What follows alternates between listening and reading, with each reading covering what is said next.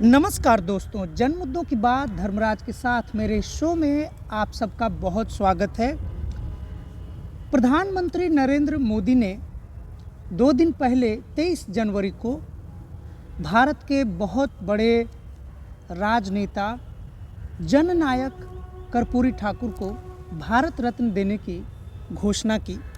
राजनीतिक हलकों में यह बात है कि प्रधानमंत्री नरेंद्र मोदी ने मास्टर स्ट्रोक खेलते हुए एक ऐसे नेता को भारत रत्न देने का राजनीति करना चुना जिनके प्रभाव में उत्तर भारत की राजनीति में बहुत बड़ा फेरबदल रातों रात हो सकता है।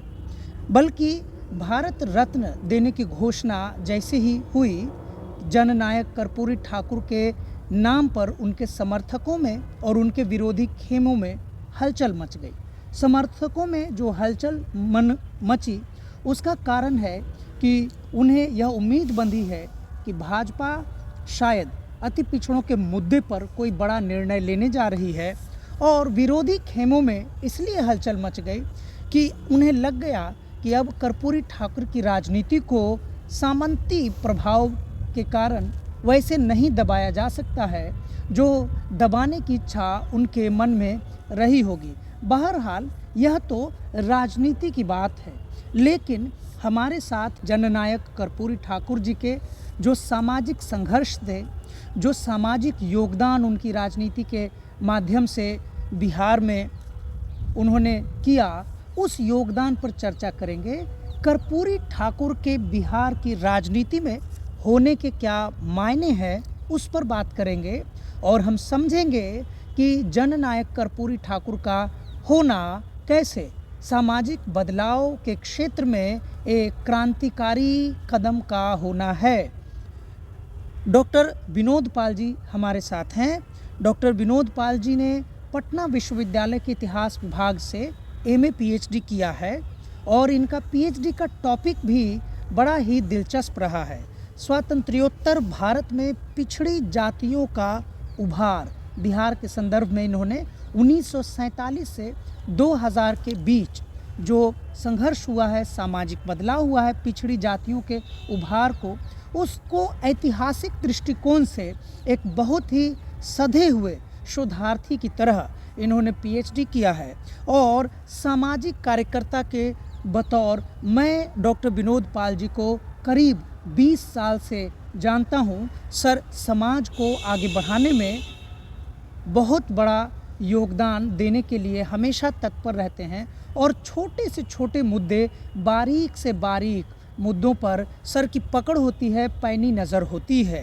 वैसे हम विनोद पाल जी के सामाजिक संघर्ष को देखते हुए उनका अपने इस चैनल दैनिक अम्बेडकर में स्वागत करते हैं। आपको बहुत बहुत धन्यवाद चैनल को, अम्बेडकर दैनिक को। विनोद पाल जी, राजनीति पे, कर्पूरी ठाकुर पे तो बहुत बात हो रही है। मैं आपसे सरल भाषा में, सरल शब्दों में उम्मीद करता हूँ आप समझाएंगे हमारे दर्शकों को, मुझे, कि कर्पूरी ठाकुर के होने के क्या मायने हैं, सामाजिक परिवर्तन के क्षेत्र में कर्पूरी ठाकुर के होने के क्या मायने हैं। देखिए, सामाजिक बदलाव में जननायक जो कर्पूरी ठाकुर हैं, अब भारत रत्न उन्हें प्राप्त हो गया। अब भारत रत्न जननायक कर्पूरी ठाकुर हम कह सकते हैं।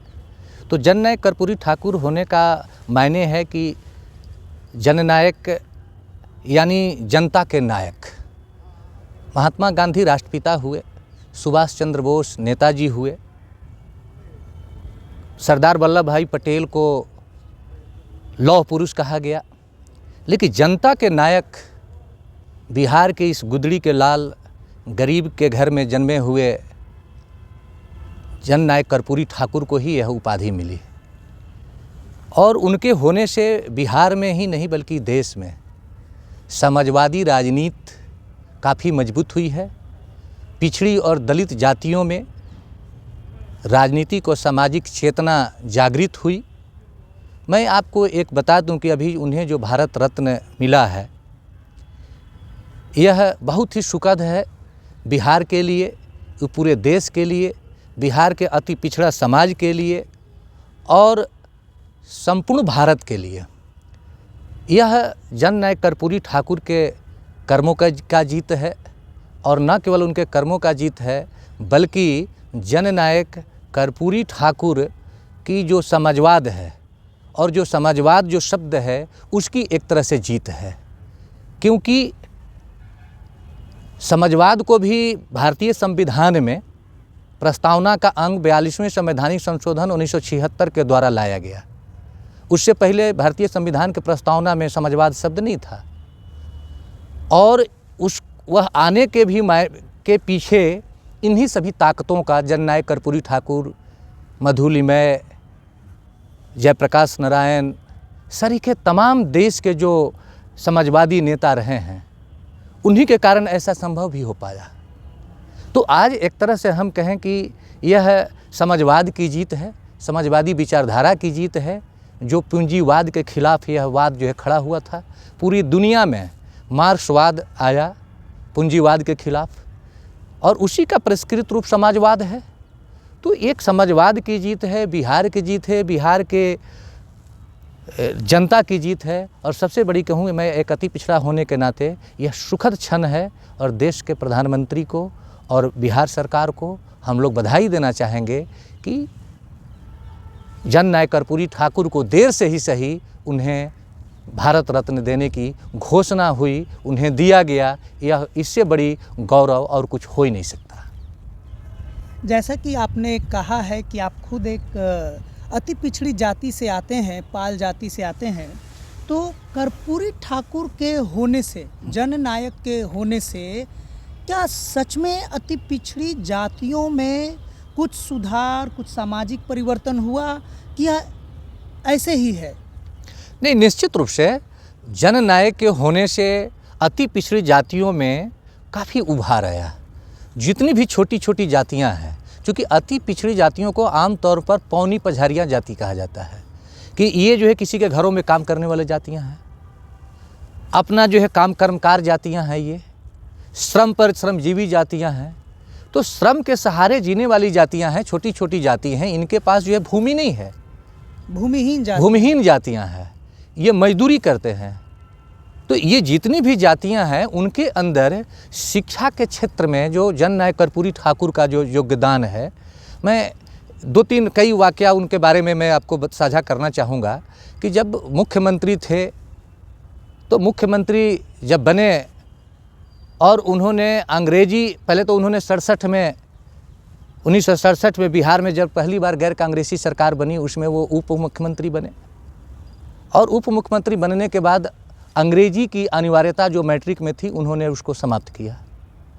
तो अंग्रेजी की अनिवार्यता से जो स्कूल में जो है जो ड्रॉप आउट था वह बहुत कम हुआ, क्योंकि हमारे लोग तो खेत में काम करते थे, हमारे लोग किसी के घर में चौका बर्तन का काम करती थी महिलाएं, जमींदारों के घरों में खेतों में काम लोग करते थे, और उससे जो समय बचता था वो पढ़ने का काम करता था लोग। और उसमें भी कम समय में जो पढ़ता, एक तो उसे पढ़ने का अधिकार नहीं था, उन्हें पढ़ने नहीं दिया जाता था। तो वैसी स्थिति में उनके लिए मैट्रिक में इंग्लिश जब अनिवार्य हो गई, चूँकि वो हिंदी तो वो जानते ही नहीं थे, वो अपनी जो अगर भोजपुर घर है तो भोजपुरी भाषा में प्रयोग करते हैं बोलने के लिए, मैथिली में है मिथिला में घर है तो मैथिली भाषा का प्रयोग करते हैं, मगह में है तो मगही भाषा का वो प्रयोग करते हैं। तो बिहार की जो क्षेत्रीय भाषा है उसमें वो अपनी बात करते थे, और वो हिंदी भी सही ढंग से नहीं लोग बोल पाते थे, और अंग्रेजी तो बहुत दूर की बात है। उस ज़माने में तो अंग्रेजी कहीं ना कहीं मैंने एक तरह से विदेशियों का भाषा माना जा रहा था। तो वैसी स्थिति में अंग्रेजी जो अनिवार्य था, उसके कारण बड़े पैमाने पर हमारे लोग फेल हो जाते थे।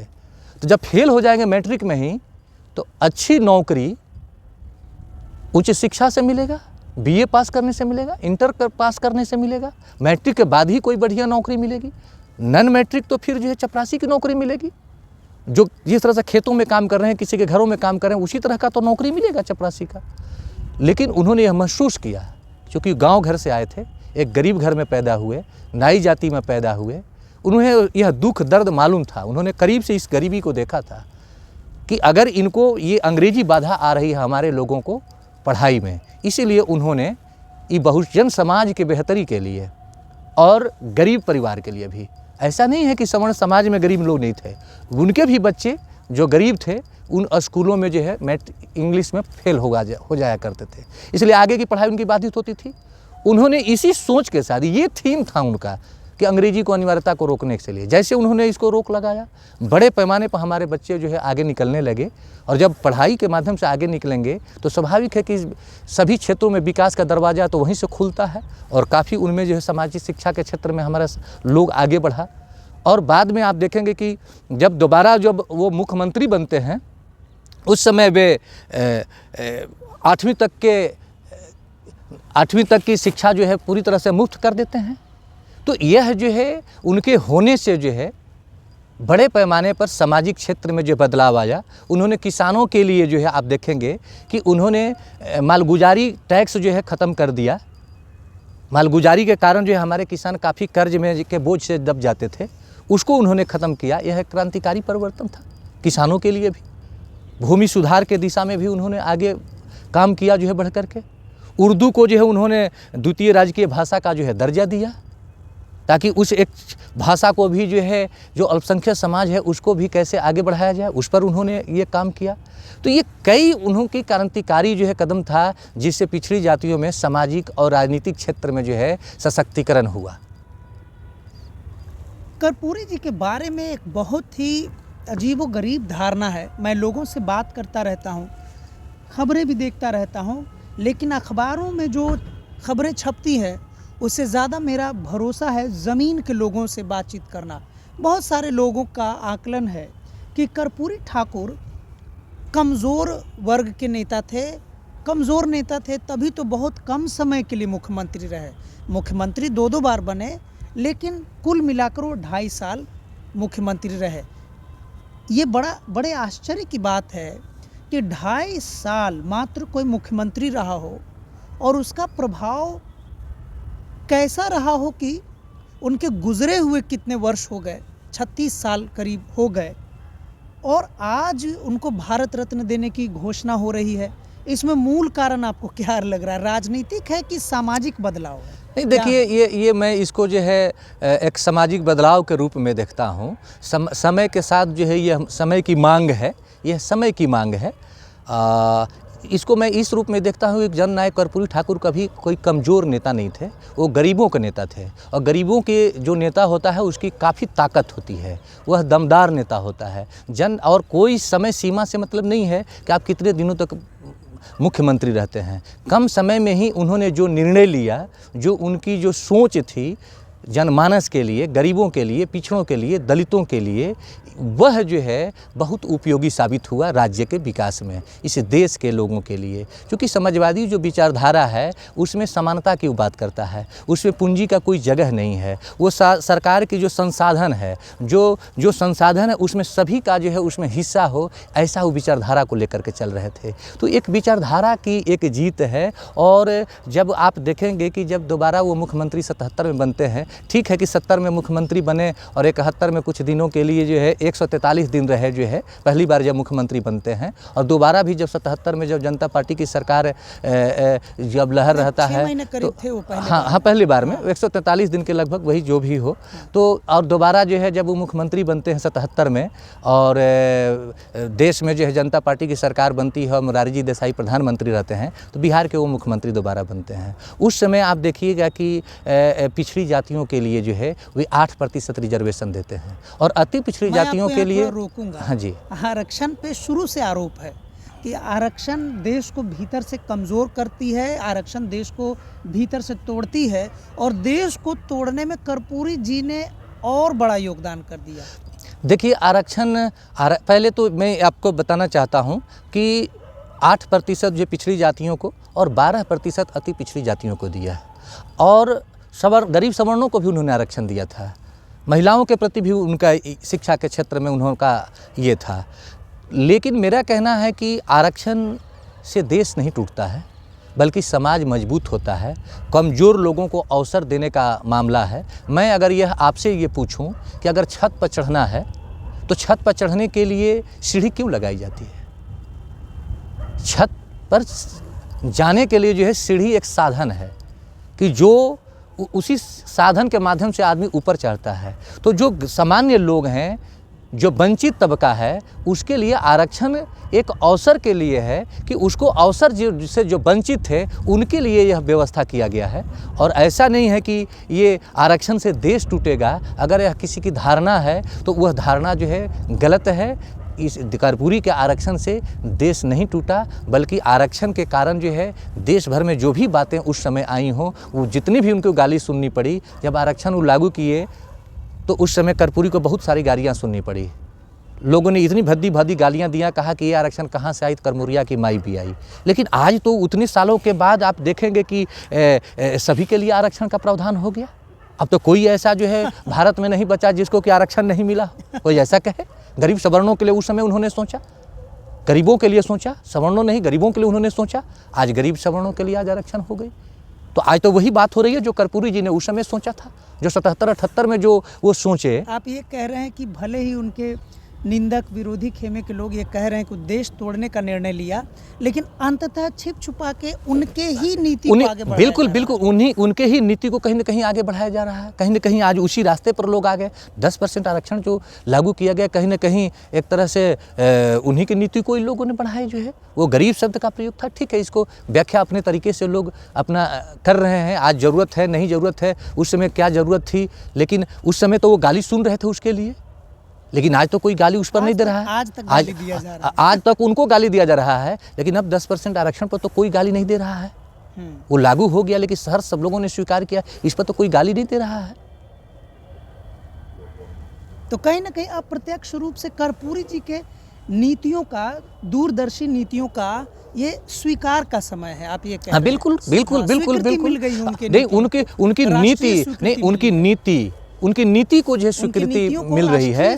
हाँ, राष्ट्रीय स्वीकृति मिली, तभी तो भारत रत्न उन्हें मिला। भारत रत्न ने उनकी नीतियों पर राष्ट्रीयता की मुहर लगा दी, निश्चित रूप से, एकता और अखंडता को बनाए रखने की। लेकिन उनकी जो सादगी था उस पर अभी मुहर नहीं लग रहा है। उनकी जो जीवन की जो सादगी थी। अच्छा, इस पे मैं आपको रोकूंगा। आपसे मैं एक और, अब कर्पूरी जी पर बात करें और राजनीति की बात न हो, ऐसा हो ही नहीं सकता है। और राजनीति की बात करें वर्तमान समय में, तो परिवारवाद की बात न हो, ऐसा हो ही नहीं सकता है। बल्कि जो बिहार के मुख्यमंत्री हैं, उन्होंने परिवारवाद के हवाले से ऐसा तीखा भाषण दिया है जिससे कयास लगाया जा रहा है कि बिहार की राजनीति में उथल पुथल की स्थिति है, सरकार बनेगी, टूटेगी, बिगड़ेगी, जो भी हो, उससे मेरा बहुत ज़्यादा कुछ सवाल आपसे नहीं है। लेकिन आप एक शोधार्थी हैं, आप इतिहास के छात्र हैं, आप सामाजिक कार्यकर्ता हैं, 30-35 सालों का आपका समाज में अनुभव है। मैं इस परिवारवाद के प्रश्न को, आप इतिहास के एक छात्र होने के नाते आपसे मैं समझना चाहता हूँ कि राजनीति में परिवारवाद को लेकर जो लगातार विमर्श हो रहा है, उसको कैसे कैसे देख और किन रूपों में देखा जाना चाहिए? आप उसको कैसे देखते हैं परिवारवाद को? देखिए, राजनीतिक परिवारवाद की बात है, उस पर मैं कुछ नहीं कहूँगा। मैं परिवारवाद को, ये सामाजिक परिवारवाद की मैं बात करना चाहता हूँ। एक इतिहास के विद्यार्थी होने के नाते। हाँ। जो मेरा जो विषय था, स्वतंत्रोत्तर भारत में पिछड़ी जातियों पर मेरा PhD का जो है विषय था, तो उस क्रम में जो मैंने पाया है कि परिवारवाद समाज में है, उस परिवारवाद को, जैसे मैं गडेरी हूँ, पाल जाति से हूँ, मेरे दादा के दादा के दादा ने भी भेड़ चराया, बकरी चराया, और अभी भी वो पीढ़ी जनरेशन निरंतरता में भेड़ बकरी चराने का काम कर रहा है। मैं 8वीं कक्षा तक मैं भेड़ तो नहीं चराया, लेकिन मैं बकरी चराया 8वीं कक्षा तक। तो क्या यह परिवारवाद नहीं है? यह भी एक परिवारवाद है। यह सामाजिक और जातीय परिवारवाद है। एक धोबी को मैं देख रहा हूँ कि आपके कपड़ा को, मैल गंदा कपड़ा को जो धोने का काम करता है, और वह सदियों से पीढ़ी दर पीढ़ी जो है वह धो रहा है। तो क्या वहाँ एक परिवारवाद नहीं है? क्या वह भी एक परिवारवाद है?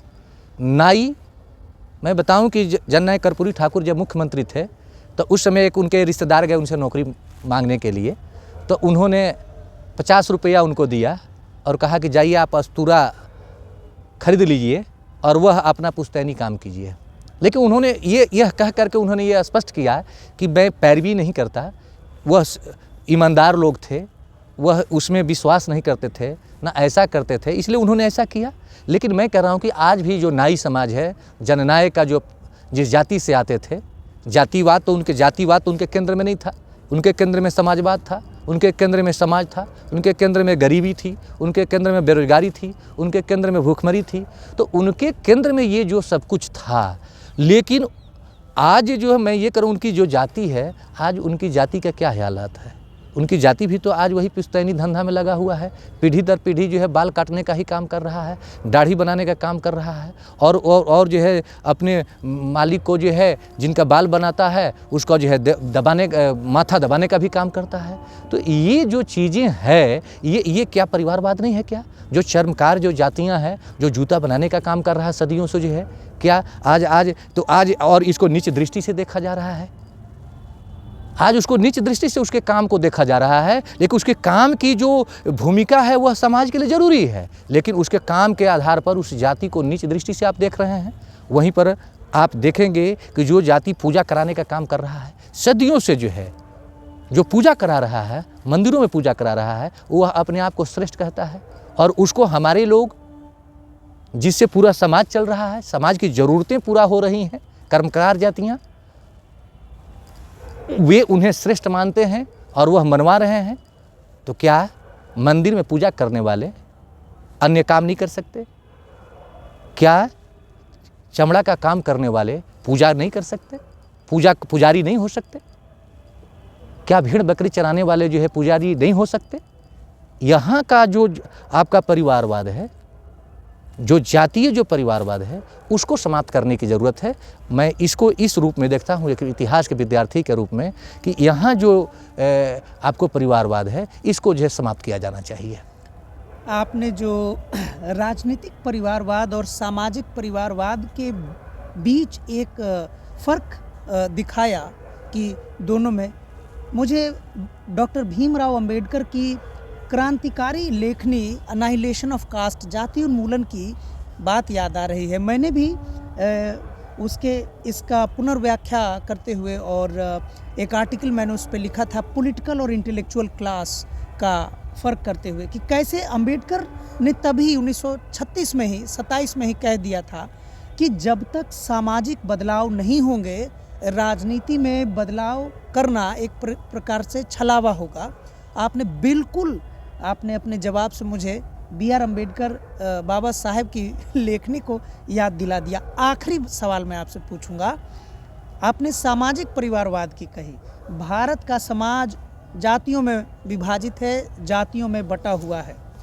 आप पाल जाति से हैं, कर्पूरी ठाकुर नाई जाति से हैं, सच बताइएगा, पाल जातियों में आप चूँकि अपने समाज में काम करते हैं, वास्तव में ये खुशी का क्षण उनके लिए है, या लोगों को ये भी लगता है अरे नाई के नेता को मिल गया है भारत न, हमें उससे क्या मतलब है? देखिए, ऐसा नहीं है। जितनी भी बिहार में जातियां हैं, खासकर अति पिछड़ी जातियां हैं, और जो पिछड़ी जातियां हैं, सभी लोग उत्साहित हैं, सभी लोग खुश हैं। और बल्कि ये भी नहीं, अन्य जो जाति के लोग हैं, जो सवर्ण समाज के लोग हैं, उनमें भी जो जिनकी एक चिंतन जो है बौद्धिक रही है, वे सब के सब खुश हैं। यह केवल जन कर्पूरी ठाकुर और किसी जाति का सम्मान नहीं है। भारत रत्न जो है एक भारत की सबसे सर्वोच्च जो है सम्मान है। यह भारत के लिए, भारत में बहुत महत्वपूर्ण काम करने के लिए, सामाजिक बदलाव के लिए, देश में जो है उसके बदलाव के लिए मिलता है। तो यह बिहार के लिए गौरव है, किसी एक जाति का विषय नहीं है, बल्कि एक बिहार वासियों के लिए गौरव है। और अब मैं समझता हूँ कि एक बिहारी होने पर, जो बिहारियों को जो बाहर गाली दिया जाता था कि सब जगह बिहारी भरे हुए हैं, कई बार हम लोग देखते हैं देश में कि महाराष्ट्र में मारे जा रहे हैं, वहाँ गुजरात में मारे जा रहे हैं, वहाँ मारे जा रहे हैं। अब तो प्रधानमंत्री ने भी कह दिया कि भाई बिहारियों से ही हमारा जो है भरा पड़ा हुआ है, सब कुछ चल रहा है। तो मैं समझता हूँ कि अब एक बिहारी होना यह फक्र का बात होगा, गौरव की बात होगी कि अब यहाँ एक गुदड़ी के लाल, एक गरीब का व्यक्ति को भारत रत्न मिला, यानी बिहार में कुछ है। तो ये तो सबके बिहारी के लिए होना एक गर्व की बात हो गई। अब वो बिहार के नहीं रहे, भारत के हो गए। अब वो भारत के हो गए। भारत के रत्न हैं। हाँ, भारत के रत्न हैं। तो आप वही- कह रहे हैं कि ईमानदारी से सभी लोग खुश हैं, एकदम दिल से खुश है, बिल्कुल दिल से खुश है, हाँ। दिल से खुश है। बहुत बहुत धन्यवाद साथियों। हम बात कर रहे थे बहुत ही लोकप्रिय सामाजिक कार्यकर्ता और इतिहास के बहुत ही बड़े विद्वान हैं। कई किताबें इन्होंने लिख रखी हैं, बहुत सारे आर्टिकल्स इन्होंने लिख रखे हैं। डॉक्टर विनोद पाल हैं। समाज को आगे बढ़ाने के लिए निरंतर प्रयासरत रहते हैं। विनोद जी, आपका बहुत बहुत शुक्रिया। आपने बड़ा ही कीमती समय हमारे चैनल दैनिक अम्बेडकर को देखा को दिया, आपने इंटरव्यू दिया। और राजनीति हल्के में तो बात होती ही है, सामाजिक कार्यकर्ता अब सामाजिक दृष्टि से कम बात हो पाती है। कर्पूरी ठाकुर के सामाजिक प्रासंगिकता पर आपने जो प्रकाश डाला, ये अविस्मरणीय रहेगा। मैं आपका तहे दिल से शुक्रिया अदा करता हूँ। आपको बहुत बहुत धन्यवाद। बहुत बहुत